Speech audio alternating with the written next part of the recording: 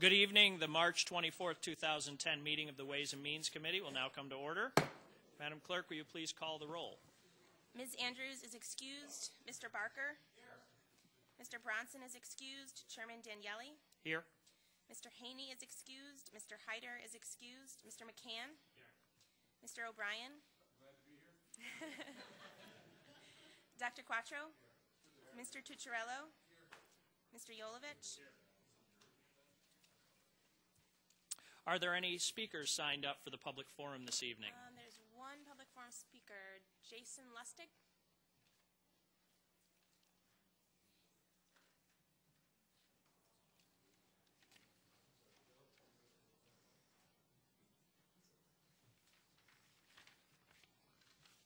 Thank you for having me here today. My name is Jason Lustig. I'm here on behalf of Easter Seals New York to thank all of you, the entire Monroe County Legislature and County Executive Maggie Brooks for the recent decision to issue tax-exempt bonds to nonprofit organizations. There are hundreds, if not thousands, of children in Western New York who are dealing every day with very severe, complex disabilities. These are children who frequently are not able to find the educational, residential, and clinical supports they need to grow, to achieve, to reach their fullest potentials, to lead a life of independence. Currently, there are only 3 options that exist in New York State for these children.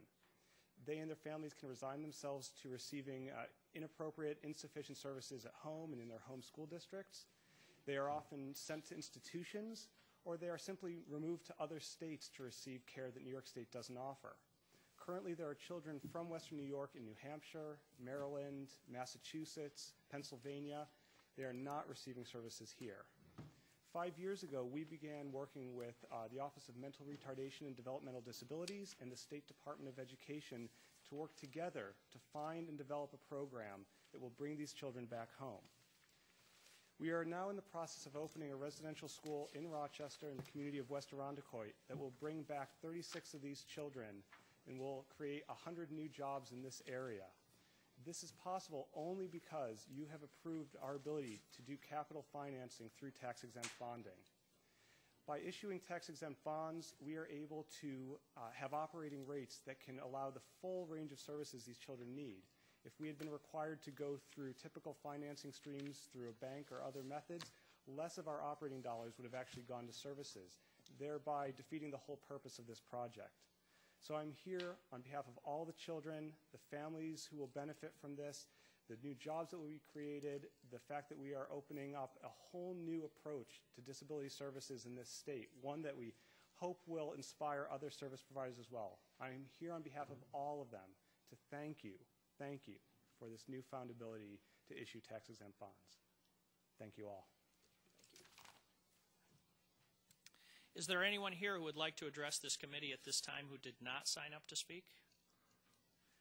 There seeing none, the next item on the agenda is the approval of the minutes. You have before you the February 24th, 2010 meeting of the Ways and Means Committee minutes in your folder. They will stand approved unless the clerk is notified of any changes by the end of the day. The next item on the agenda is new business. Mr. Chairman, without objection, I'd like to move the entire agenda except for 83, 84, 95, 96, 119, and 122. Second. All in favor signify by saying aye. Aye. Any opposed? Items carry. Madam Clerk. On referral 100083, amendment moved by Legislator Yolovich, seconded by Legislator Tucciarello. Any discussion on this referral? Legislator O'Brien. Thank you, Mr. Chairman. And I guess I'm kind of wondering as I look at my Democratic colleagues that maybe this is an experiment tonight on whether or not a reduced-size legislature can be effective. But, I'm going to do my best to see that it can be. But through you, Mr. Chairman, I'm wondering if someone in the administration could identify what records fall under this project and how, briefly, how these records are currently managed.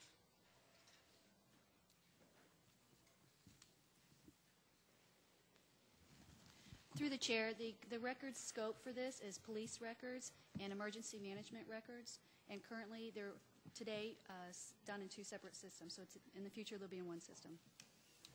Okay. And the language of the referral, it talks about the contractor Tiburon, if I'm saying that correctly, being 7.6, and we're asking for bonding for 10, and it refers to, I gather what the difference is what's described as other necessary components to the system, and I'm wondering if we could get a brief description of what the other necessary components are that presumably make up the difference between the amount of the contract with Tiburon and the 10 million bond request. Through the chair, the overall project also includes a fire records management system. We did not choose Tiburon for that. We chose Alpine, which is a current local vendor. They're going to be approximately $300,000 of that. There's also some internal costs that the county has to pay for certain hardware and services, and that's approximately $2 million. Thank you. And through you, Mr. Chairman, it also refers to intermunicipal agreements. What are the Monroe County responder agencies? Are those other municipalities in the Monroe County that we'll be entering into the intermunicipal agreements with? Yes, through the chair, the current users of the 911 system affect a intermunicipal agreement or a contract with the county and the city to be on the 911 system. That will be renewed with every police, fire, and EMS agency that uses 911. Thank you. Do they make a contribution to the cost as well, the responder agencies, or is that something that's a county responsibility? Through the chair, no, they do not, sir. Thank you. I have nothing further. Any other discussion on this? They're seeing none. All in favor signify by saying aye. Any opposed? Item carries. Next item. Referral 10-84. Moved by Legislator McCann, seconded by Legislator Barker. Any discussion? Legislator O'Brien. Thank you, Mr. Chairman. And I come to this without any preconceived notions at all, but I see that there's been some discussion about this in prior committees. But it looks like there's fairly extensive leaks, and we have an exhibit pool for penguins that I understand holds about 15,000 gallons of water. But I also suspect that a certain amount of water would have to be replaced each day because the water's flowing and there's evaporation and so on. What would we expect we would lose on a daily basis of water, have to replace daily if there were no leaks? I mean, how many gallons of water a day do we expect that we're losing because of leaks in the exhibit? Through you, Mr. Chairman, the amount of water that we would lose if there were no leaks would be about 1,500 gallons per day at best. And am I correct in understanding from prior committee we're losing about 50,000 gallons of water a day, or is that? That's correct. 50,000 gallons. How was the leak discovered through you, Mr. Chairman? Through you, Mr. Chairman, since the exhibit was open, there's always been some water loss, as you point out, naturally occurring. In the last few years, we've discovered an increased amount of water based on our metering. Once we completed phase 1 of this project with the pump replacement, there was better monitoring of how much water was going in, and that's when we discovered in the fall we were losing about 30,000 gallons a day. On Christmas Eve is when we hit the high point of 50,000. That's when we decided to drain the pool. Okay, so we've known since about the fall. Is it in terms of the timing of bringing it forward now, is there reasons that it wouldn't have made sense to try to correct that leaking before, or is the exhibit closed in the meantime? Or through you, Mr. Chairman, this project is a 3-phase project, and we began it a year ago with the replacement of the pumps, which needed to be done first. So it's done in steps, in phases. This is phase 2. Actually, this is phase 3, the leak detection and remediation. Thank you. And through you, Mr. Chair, is it possible that we could recoup any cost? Is there any indication that some of the leakage may have been the result of previous contractors' failures, or are there other avenues to be able to recoup some of the cost for repair? Through you, Mr. Chairman, the project itself is over 12 years old, so they would probably be highly difficult. And as I said, the majority of the large volume leaks have occurred in the last few years. So it probably has something to do more with settling or something going on underneath the exhibit itself. And that's why we're looking forward to be able to actually go in there and rip the gunite out and see what's under there. We've been looking at these leaks on an ongoing basis for the last 5 years to try to figure out what's going on. It's been isolated to it's something that we can't see, and that's going to involve, tearing up the exhibit itself. Thank you. And so, as near as you can tell from this point, it doesn't look like there's necessarily contractor negligence. It may have just been Through you, Mr. Chairman, at this point, no. But if we did go in and find, evidence of gross contractor malfeasance, yeah, we would pursue some kind of legal remedy. But right, that wouldn't be my guess at this point. And the increased financing of $1.2 million, is that exclusively for leak repair, essentially? Through you, Mr. Chairman, no. That is for Phase 2 and for Phase 3. Phase 2 involves ozone treatment of the water, which increases the clarity and aids in the health of the animals that are going in the water. It also includes installing a chiller for the sea lion pool, which will allow them to be on exhibit on a constant basis throughout the summer. Currently, we have to take them off exhibit quite a bit. So actually, they don't come down with hypothermia, which they can develop if the water's not cold enough for them. And also replacing the filtration in the penguin exhibit. But a large amount will be the leak detection and the exhibit modification that we're going to be doing in the penguin area. Thank you. Just a couple of last questions. Is leakage seem to be a problem specifically with respect to the penguin exhibit, or are there, because there are other pools at the zoo, do we know that there aren't similar problems going on there, or are you confident it's primarily limited, to a great extent to this exhibit? Through you, Mr. Chairman, that is a great question. There are two other pools in the Rocky Coast area, the polar bear exhibit and the sea lion exhibit. Those do not appear to have any leaks. We have discovered very recently that the otter exhibit in a different area of the zoo, in the Eco Center, has a significant leak as well, and we're losing about 7,000 gallons a day over there. So once we glean some of the knowledge we are going to from this penguin exhibit, that's going to be next on our list. Thank you. And through you, Mr. Chair, finally, with respect to the existing capital account, how much money has been authorized so far, and how much has been spent? Or I guess put another way, how much do we still have in the capital account to apply towards projects like this or other things? Through you, Mr. Chairman, we've expended $691,000 so far. And how much is authorized? Of the original capital account? Yeah. Was $1.4 million.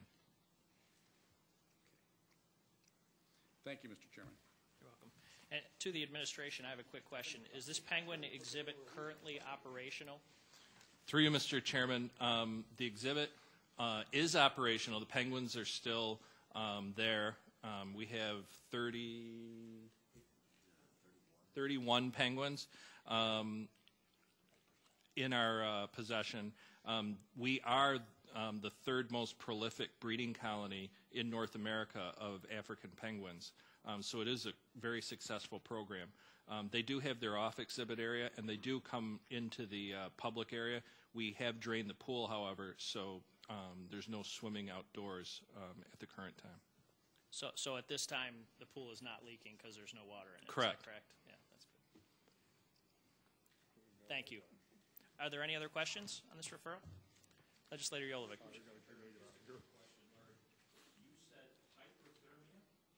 Hypothermia, yes. Yep. Correct.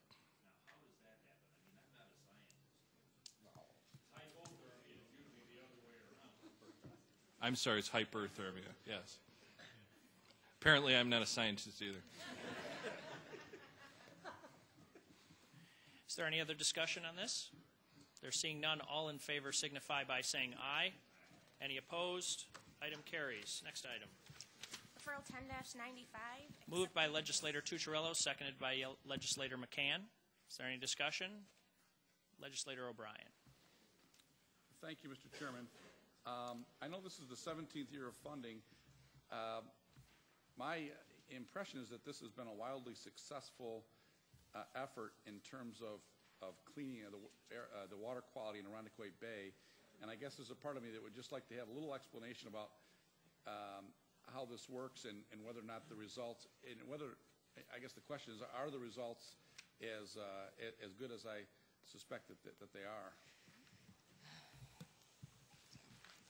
Through the chair, through this effort, one of the items that is funded is providing oxygen to Irondequoit Bay, which I'm going to have to refer to my notes, unfortunately, because I don't know it from my head. But it does provide water quality to Irondequoit Bay. Essentially, it assists in I'm pretty uncomfortable. I'm sorry to say this, but I'll just describe this. In Irondequoit Bay, we had provided a bottom sediment level that we had put down years and years ago, and as a result of it, it was to our concentration of oxygen in the deep levels of the bay were limited. So now we add oxygen regularly to help improve the water quality. And things that would be measured from that would be phosphorus release, and high levels of phosphorus would result in lots of algae. And because we are providing oxygen, we're preventing algae formation, which improves water quality for boaters, fishermen, etc. Great, thank you very much. And through you, Mr. Chairman, I think this is for a 2-year period, as I understand it. Is it anticipated that this would be an ongoing project, or would there ultimately be some termination date, or this is just anticipated that it would just be an ongoing activity that we do there?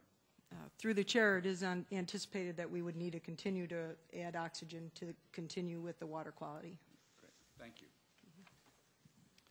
Any other discussion? There being none, all in favor signify by saying aye. Any opposed? Item carries. Next item. Referral 10-96. Moved by legislator Barker, seconded by legislator Quattro. Legislator O'Brien. Thank you, Mr. Chairman. It's my understanding that vendors have to apply and qualify to be placed on a state-generated list of vendors. And my question through you, Mr. Chairman, is what's the process by which the county then chooses vendors to contract from the list that apparently is the state-qualified list? Good evening. My name is Anne Marie Steffen. I'm Special Children's Services Administrator, Department of Public Health. Through the chair, yes, vendors need to apply for a provider approval status through the State Department.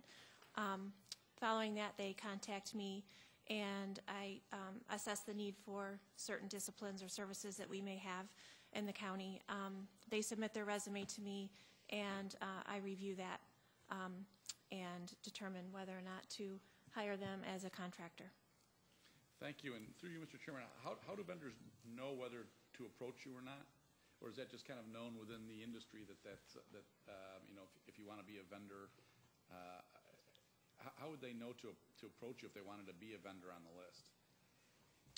Through the chair, it's probably known in the community, especially independents.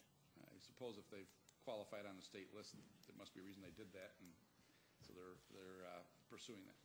I think that answers my question. Are there any other questions? There being none, all in favor signify by saying aye. Aye. Any opposed? Item carries. Next item. Referral 10-119. Moved by legislator McCann, seconded by legislator Jolovic. Sorry. Legislator O'Brien. Thank you. I know that there are several properties in the referral in Henrietta that are located in the Genesee Valley Regional Market, but I couldn't find an indication that the properties are actually transferred. The referral talks about a May 2008 date of transfer to Genesee Valley Regional Market. Would those be by deeds recorded in the county clerk's office? And if so, could I get a copy of a deed or some indication of recording information? If not now, but maybe before full ledge, so I could verify that in fact those properties were in fact transferred. Tim Murphy, Director of Real Property for Monroe County. Through the chair, there are no deed transfers at the market. All the property in the market is leased, and so it would be turned back over. The leases would be extinguished and turned back, back over to the market. So there are, no filings in the clerk's office. I was provided some information from the market's attorney with regards to the bankruptcy filing and the order from the bankruptcy court releasing the property on Jefferson Road back to the market. Thank you. So through Mr. Chair, is it then the case that GV, the Genesee Valley Regional Market, was entitled all along? They had leased the property, and now for whatever reason, through bankruptcy or anything else, the leases have terminated, and so now there aren't tenants there, but the regional market has all along owned the property? Through the chair, that's correct. I gotcha. Okay, thank you. Is there any other discussion on this referral? There being none, all in favor signify by saying aye. Aye. Any opposed? Item carries. Next item. Referral 10-122. Moved by Legislator Yolovich, seconded by Legislator McCann. Everyone has before them an amendment to this referral due to a mistake in the numbers, and I don't think there's any need to read the whole amendment. We all have it, so I would just move that we amend the referral as presented. Do I have a second? Second. Any discussion? Yes, Legislator O'Brien. Thank you, Mr. Chairman. And through you, could we have an explanation as I know this is related to the topic we were discussing earlier about leakage at the zoo. How does that leakage result in the corrections to the amounts due? If we could get kind of a brief overview of how that takes place, that would be helpful. Thank you. Through the chair, the O&M charges for Pure Waters are based on water consumption. So it's a direct correlation. They take the amount of water consumed, the number of thousands of gallons, and then it's applied to the O&M rate for that particular district. Okay, that's about what I would have suspected was the case. And this is just for tax year 2010? Through the chair, that's correct. And through you, Mr. Chairman, is there a way to, do we not adjust for prior years, or the law wouldn't allow us to go back to prior years? Through the chair, the law does allow for 3 prior years of correction if it's submitted. Do you know if there's any anticipation that we would look for prior years as well, or is that not your understanding? Through the chair, that hasn't been brought to my attention at this point, but now that you bring it up, it may be brought up. Okay, I have nothing further. Any other discussion on this amendment? All in favor signify by saying aye. Aye. Any opposed? The amendment carries. Back to the main motion. Is there any discussion? There being none, all in favor signify by saying aye. Aye. Any opposed? Item carries. I believe that is it. Are there any other matters to come before this committee this evening? There being none, the March 24th, 2010 meeting of the Ways and Means Committee stands adjourned. The next meeting is scheduled for April 28th, 2010 at 6 p.m.